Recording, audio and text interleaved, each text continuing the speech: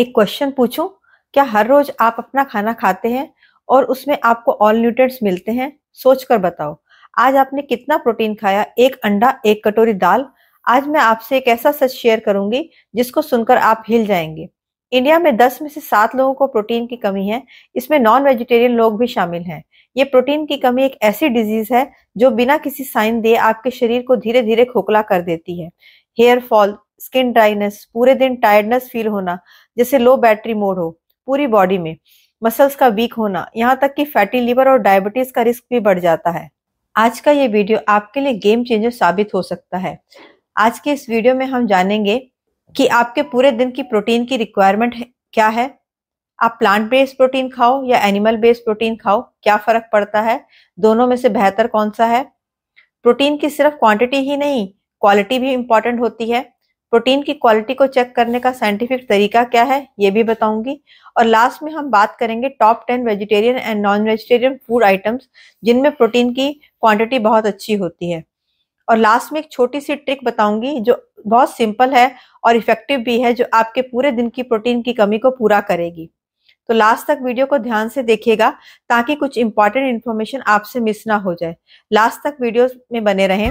मैं Geeta Angra, gut health, hormonal health and fat loss expert, आपकी health guide, आप सबका वेलकम करती हूँ हमारे YouTube channel health studio by Geeta Angra. Protein की कमी हो जाए तो हाइट नहीं बढ़ती, बॉडी नहीं बनती। अरे कहाँ छोटी छोटी सी कमियों के पीछे लगे हो। प्रोटीन की कमी हो जाए तो जिंदगी की गाड़ी ही नहीं चलती।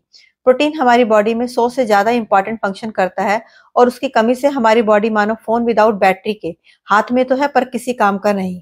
प्रोटीन का हमारी बॉडी में क्या काम होता है, इसका डिटेल मेरी लास्ट वीडियो में मैंने बताया है, जिसका लिंक मैं डिस्क्रिप्शन में शेयर कर दूंगी। अगर आपने देखा नहीं है तो उसे जरूर देखें। अब हम बात करते हैं कि एक दिन में कितना प्रोटीन चाहिए। ये जानना भी हमारे लिए बहुत जरूरी है, तभी तो हम उसकी कमी को पूरा करेंगे।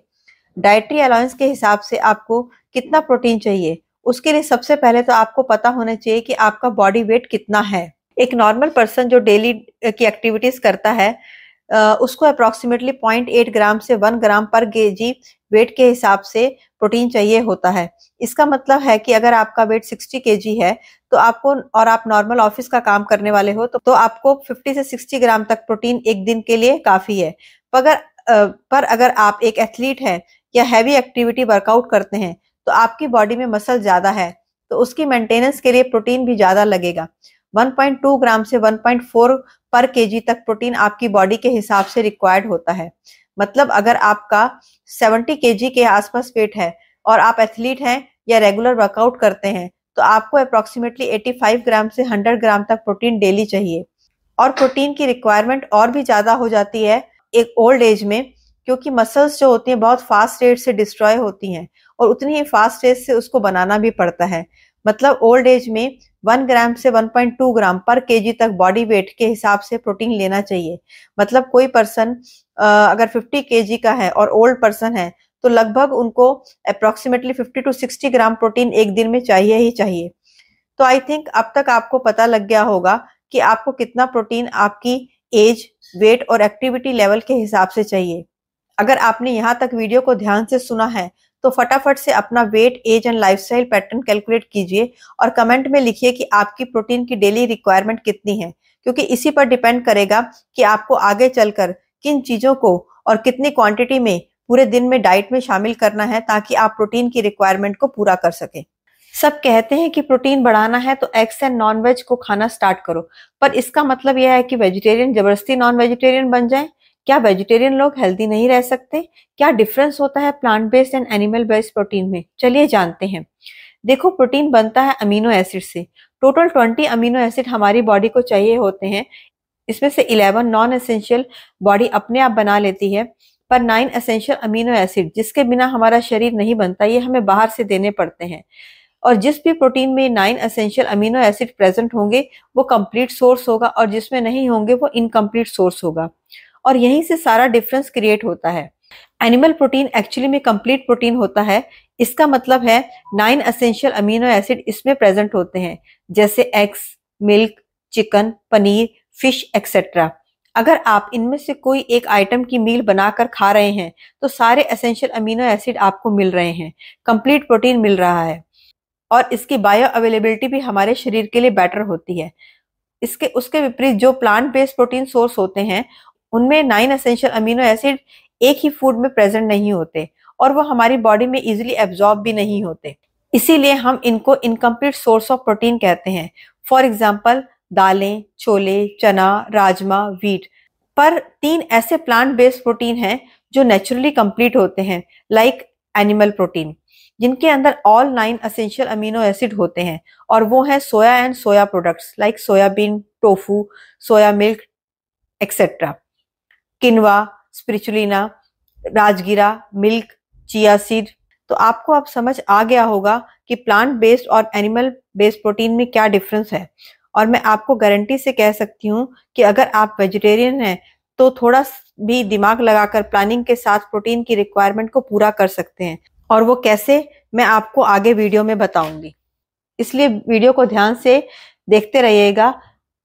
अब क्वेश्चन ये आता है कि किस तरह से हम प्रोटीन की क्वालिटी को मेजर कर सकते हैं, तो अब हम उसके बारे में आगे बात करेंगे।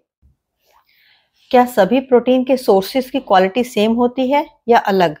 इसका मतलब है कि अगर हम 100 ग्राम पनीर लेते हैं तो हमें 20 ग्राम प्रोटीन मिलता है, और अगर हम 100 ग्राम मीट खाते हैं तो 20 ग्राम प्रोटीन मिलता है। तो क्या दोनों में से कोई भी आप ले सकते हैं, और क्या इक्वल क्वांटिटी में प्रोटीन आपकी बॉडी में जाएगा? मीन्स क्या दोनों सोर्सेज की प्रोटीन की क्वालिटी सेम है? तो चलिए समझते हैं। एक होती है प्रोटीन की बायो अवेलेबिलिटी, मतलब कि जितना प्रोटीन आपको खाने से मिल रहा है क्या उतना ही आपके शरीर में जा रहा है। जैसे एग एक अच्छा सोर्स है प्रोटीन का। इसका मतलब है कि अगर हम एग खा रहे हैं, एग में 3 to 5 ग्राम प्रोटीन है तो आपको पूरा बॉडी में जाएगा। पर अगर आप व्हीट से 10 ग्राम प्रोटीन ले रहे हैं तो आपकी बॉडी में ओनली 5 ग्राम ही प्रोटीन जाएगा। इसका मतलब 50% लॉस। ये होती है प्रोटीन सोर्स की बायो अवेलेबिलिटी। अब देखते हैं नेट प्रोटीन की यूटिलाइजेशन। इसका मतलब है कि प्रोटीन जो आपके शरीर में आया है वो प्रोटीन कितना यूज हो पाएगा। तो एग का अप्रोक्सीमेटली 94% यूज होता है, जबकि सोया जो कि बेस्ट प्रोटीन का सोर्स माना जाता है उसका सिर्फ 61% ही यूज होता है। तो आप खुद प्रोटीन की एफिशिएंसी रेशियो देखिए। इसका मतलब है प्रोटीन आपको कितना बेनिफिट देने वाला है। तो मिल्क, एग, सोया और वे प्रोटीन को हम फुल मार्क देते हैं, जबकि दाल का सोर्स सिर्फ 6 to 7 ही रहता है, और सीरियल्स लाइक व्हीट तो और भी कम है, 4 to 5 स्कोर ही हम उसको देंगे। अब अगर इन तीनों parameters biological value, net protein utilization and protein efficiency को मिलाकर देखें तो एग्स, मिल्क एंड सोया और वे प्रोटीन बेस्ट होते हैं। पर अगर कोई एग, मिल्क या सोया या वे प्रोटीन नहीं ले सकता, मतलब कि कोई एलर्जिक है या कल्चरल बैकग्राउंड के कारण नहीं लेना चाहता, तो उसकी प्रोटीन की कमी कैसे पूरी होगी? मतलब पल्सेस और सीरियल्स खाने वाले क्या हमेशा प्रोटीन डेफिशिएंट रहेंगे? बिल्कुल नहीं। इनसे भी आप कंप्लीट प्रोटीन ले सकते हैं, और वो कैसे आपको वीडियो के एंड में पता लगेगा, इसलिए ध्यान से देखते रहिएगा। आप सोच रहे होंगे कि सब नॉलेज तो ठीक है, पर इतना बता दो कि कौन सी चीज खाकर कितना प्रोटीन हमारे शरीर में बढ़ने वाला है, तो हम कल से खाना शुरू कर दें। तो चलिए बताती हूँ ऐसी 10 चीजें जो वेजिटेरियन एंड नॉन वेजिटेरियन दोनों खाकर अपनी प्रोटीन की डेफिशिएंसी को पूरा कर सकते हैं। तो यहाँ से हम बात करेंगे 100 ग्राम के एक आइटम से कितना ग्राम प्रोटीन आपको मिलने वाला है। इसको देखकर आप अपनी डेली डाइट को इजीली प्लान कर सकते हैं, तो आपको कभी भी प्रोटीन की कमी नहीं होगी। इन आइटम्स को यूज करके और डाइट को प्लान करके मेरी क्लाइंट रितु ने भी 2-3 महीने में अपने प्रोटीन की कमी को पूरा कर लिया, और ऐसा करने से उनका HbA1c भी कम हो गया। मतलब डायबिटीज रिवर्सल में भी हेल्प मिली, क्योंकि प्रोटीन मसल्स बनाता है, उससे डायबिटीज कंट्रोल हो जाती है क्योंकि इंसुलिन रेजिस्टिविटी कम हो जाती है। और अगर आप भी रितु की तरह डायबिटीज को कंट्रोल करना चाहते हैं या कोई lifestyle disease, for example BP, cholesterol, thyroid, acidity, constipation, blotting को रिवर्स करना चाहते हैं, या अपनी लाइफ को कम से कम दवाइयों पर मैनेज करना चाहते हैं, तो आपको एक एक्सपर्ट की जरूरत पड़ेगी, और उसके लिए हम आपकी हेल्प कर सकते हैं। और उसके लिए आपको हमारी गाइडेंस चाहिए, तो आप हमारे क्लिनिक में 1-to-1 कंसल्टेशन बुक कर सकते हैं, किसी भी फॉर्म में, ऑफलाइन या ऑनलाइन। तो चलिए अब टॉप 10 वेजिटेरियन सोर्सेज की लिस्ट को शुरू करते हैं। ध्यान से सुनिएगा। और सबसे पहले नंबर पर आता है सोया चंक्स, प्रोटीन का सबसे बेस्ट सोर्स। 100 ग्राम सोया चंक में 52 ग्राम प्रोटीन मिलता है। दूसरे नंबर पर आता है भुना हुआ चना। 100 ग्राम भुने हुए चने से 24 से 25 ग्राम प्रोटीन मिल जाता है। पहले के जमाने में लोग अक्सर इसको इवनिंग एंड मॉर्निंग स्नैक्स की फॉर्म में यूज करते थे। मुझे याद है बचपन में स्कूल के बाहर और मॉन्यूमेंटल प्लेसेस पर पेपर कोन में ये सब चीजें मिलती थी, 2-2 रुपए में मूंगफली, 2-2 रुपए में चना। उसको खाकर भूख भी मिट जाती थी और दिल भी खुश हो जाता था। और तीसरे नंबर पर आता है पनीर। 100 ग्राम पनीर से 18 से 20 ग्राम तक प्रोटीन मिल सकता है। और चौथे नंबर पर आते हैं ओट्स। 100 ग्राम कुक्ड ओट्स में 17 टू 80 ग्राम प्रोटीन मिलता है। बहुत से लोग उसको ओवरनाइट सोक करके ऐसे ही खा लेते हैं बिना पकाए। ऐसी गलती मत कीजिए, ओट्स को पकाकर खाइए, अदरवाइज ब्लॉटिंग का रिस्क भी बढ़ सकता है। और पांचवें नंबर पर आता है कर्ड। घर में जमे हुए दही में 100 ग्राम में कम से कम 10 टू 12 ग्राम प्रोटीन आपको मिल जाता है। तो अगर आप 2 कटोरी भी खाते हैं तो आपकी डेली रिक्वायरमेंट का 1/3 पार्ट आपको वहीं से मिल जाता है। और छठे नंबर पर आता है टोफू। 100 ग्राम में कम से कम 12 ग्राम प्रोटीन मिल जाता है। आप भी टोफू को as a protein source use कर सकते हैं। और सातवें नंबर पर आता है चिकपी छोले। 100 ग्राम कुक छोले में 8 टू 10 ग्राम प्रोटीन मिल जाता है। तो हफ्ते में 1 से 2 बार छोले जरूर खाएं। बस छोले पकाते हुए थोड़ा सा ध्यान रखें कि कार्बोनेटिव एजेंट्स को जरूर यूज करें, लाइक हींग, जीरा, जिंजर, ब्लैक सॉल्ट, मेथी एक्सेट्रा। और रात को सोक करके ही बनाएं ताकि एसिडिटी कम हो। और आठवें नंबर पर आता है किनवा। 100 ग्राम किनवा में 8 ग्राम प्रोटीन मिलता है। तो हफ्ते में कम से कम 3 से 4 बार राइस की जगह किनवा को यूज करें और अपनी डेली प्रोटीन की रिक्वायरमेंट को पूरा करें। और 9वें नंबर पर आता है किडनी बीन्स और राजमा। 100 ग्राम कुक्ड बीन्स में 8.5 ग्राम प्रोटीन मिल जाता है। बस पकाने से पहले 7 टू 8 आवर्स भिगोकर रखें ताकि एंटी न्यूट्रिएंट्स कम हो जाएं और ब्लॉटिंग भी ना हो। और 10th नंबर पर आता है सारी टेस्टी टेस्टी दालें जो हम घर में अक्सर रोज बनाते हैं। सभी दालों में मिलाकर कुक्ड 100 ग्राम में 7 टू 9 ग्राम प्रोटीन होता है। और अगर top 10 non vegetarian protein rich source देखें तो 10वें नंबर पर आती है फिश। 100 ग्राम कुक्ड फिश में 10 से 12 ग्राम प्रोटीन मिल जाता है। 9वें नंबर पर आता है एग। 100 ग्राम में अप्रोक्सीमेटली 12 ग्राम प्रोटीन मिल जाता है। और एक मीडियम साइज एग में आपको अप्रोक्सीमेटली 3 टू 4 ग्राम प्रोटीन मिल जाता है। 8वें नंबर पर आता है चिकन। 100 ग्राम चिकन में 14 से 24 ग्राम प्रोटीन मिल जाता है। बट ये डिपेंड करता है कि आपने उसे किस तरह से मैरिनेट किया है और कैसे कुक किया है। 7वें नंबर पर आता है प्रॉन, झींगा। लो कैलोरीज लीन प्रोटीन है। 100 ग्राम में 20 ग्राम प्रोटीन मिल जाता है।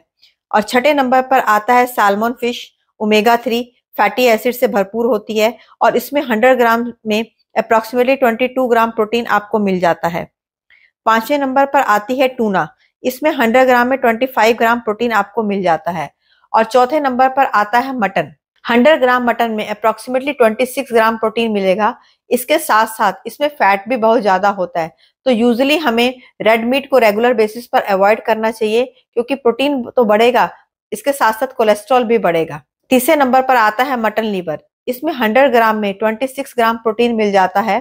दूसरे नंबर पर आता है टर्की ब्रेस्ट। इसमें 100 ग्राम में 30 ग्राम प्रोटीन मिलता है। और पहले नंबर पर आती है चिकन ब्रेस्ट या चिकन विंग्स। इसमें 100 ग्राम में 31 ग्राम प्रोटीन मिलता है। और ये फिटनेस एंथुसियास्टिक और जिम वालों के लिए बहुत फेवरेट आइटम है प्रोटीन बूस्ट करने के लिए। पर एक बात ध्यान रखो, अगर आप प्रोटीन सोर्सेज के तौर पर इसका इस्तेमाल कर रहे हैं तो इसको मसालों में भून भून कर मत खाओ क्योंकि ओवर हीटिंग्स में भी प्रोटीन कम हो जाता है। इसका एक रीजन होता है नॉन वेजिटेरियन में भी प्रोटीन की डेफिशिएंसी देखी जाती है। तो लास्ट में 3 सिंपल हैक्स बताऊंगी जो आपके प्रोटीन को ज्यादा इफेक्टिव बनाते हैं। आपने ऑलरेडी देख लिया है कि कौन कौन से प्रोटीन के सोर्स में कितना प्रोटीन आपको मिलता है। अब हमारे 3 सिंपल हैक्स जिससे के through vegetarian sources of protein से भी आप प्रोटीन ले सकते हैं अच्छी क्वालिटी में। पहला है सीरियल्स और अनाज को मिलाकर खाओ जिससे कि आपको 9 एसेंशियल अमीनो एसिड प्रॉपरली मिल सके, मतलब आपके मील में कंप्लीट प्रोटीन हो। इसका बेस्ट एग्जाम्पल है राजमा चावल, मूंग दाल खिचड़ी, रोटी के साथ सोया की वेजिटेबल, पनीर भुर्जी के साथ परांठा। दूसरा, पकाने से प्रोटीन अवेलेबिलिटी बढ़ जाती है। कच्चे अंडों की कंपैरिजन में बॉयल्ड एग में प्रोटीन अवेलेबिलिटी ज्यादा होती है। तीसरा, दालों को और लेग्यूम्स को भिगोने से एंटी न्यूट्रिएंट खत्म हो जाते हैं तो प्रोटीन की अवेलेबिलिटी बढ़ जाती है। वैसे ही उसको स्प्राउटिंग करने से भी उसकी प्रोटीन की क्वांटिटी इंप्रूव होती है। तो आई होप इस वीडियो से आपकी कुछ वैल्यू एडिशन हुई होगी। आपको जो सारी लिस्ट शेयर की है, किस आइटम में कितना प्रोटीन होता है, तो आप अपनी प्लेट इस तरह से डिजाइन कर सकते हैं तो हर मील में कुछ ना कुछ प्रोटीन का सोर्स जरूर हो और वह एक कंप्लीट प्रोटीन हो, उसकी बायो अवेलेबिलिटी आपकी बॉडी के लिए प्रॉपर हो। और अगर आप वेजिटेरियन हैं और आपको लगता है कि आप प्रोटीन को कंप्लीट नहीं कर पा रहे अपनी height, weight and physical activity के अकॉर्डिंग, तो आप किसी certified organic plant based protein supplement को भी अपनी डाइट में इंक्लूड कर सकते हैं जिसका पीडीकास स्कोर 1 हो और जो लोग लैक्टोज इंटॉलरेंट हैं उनको भी कोई हार्म ना करे। इस वीडियो को यहीं पर खत्म करते हैं। Be healthy and stay safe.